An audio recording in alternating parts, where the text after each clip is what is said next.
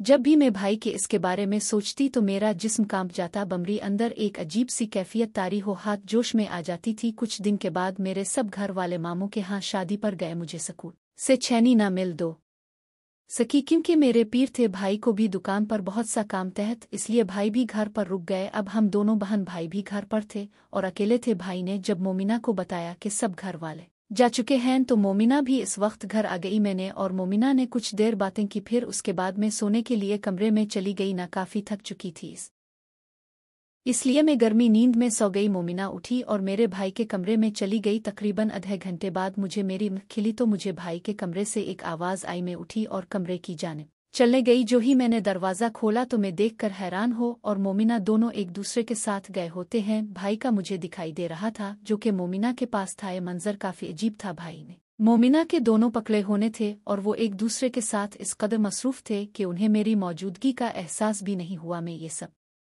कुछ चुपचाप देख रही थी। अब मुझे बहुत अच्छा लग रहा था। मैं सुकून से देखकर इंजॉय कर रही थी। तकरीबन आधा घंटा भाई में मोमिना के साथ किया। जैसे ही वो पर सुकून होने तो मैं अपने कमरे में भाग कर चली गई। अब हो मुन मेरे पास अनी मोमिना की हालत नाकाबिल बयान थी। उसके बाद उजले हुए थे और उसके सारे मुंह पर पाक फैली हुई थी। मैंने मोमिना से कहा, तुम्हें क्या हुआ है, तुमने अपनी क्या हालत बनाई? तो वो कहने लग, तुम अभी छूटी हो, तुम्हें मोमंद का इल्म नहीं। ये कहना था कि इसने अपनी हालत दुरुस्त की और अपने घर चली गई। मैं पूरी रात इसके बारे में सोचती रही और मेरी कैफियत ना बयान थी। जब भी मैं इस पिल को अपने जहन के अंदर सोचती तो मुझे एक अजीब सी खुशी महसूस होती। इसमें कोई शक नहीं थे कि अब मुझे भी वो सब कुछ चाहिए था जो मोमिना कर रही थी। ये सोचती सोचती मैं गई नींद। उठी, भाई के लिए ना गई। सुबह उठी, भाई के लिए नाश्ता बनाया और भाई दुकान पर चले गए और मैं अपनी पढ़ाई में मसरूफ हो गई। रात को मौसम खराब का बहुत देर यक तो आंधी चलती रही, फिर बारिश होना शुरू हो गई और बारिश इतनी जोरों से हुई मैं अपने कमरे हूँ डर गई हुआ बहुत सी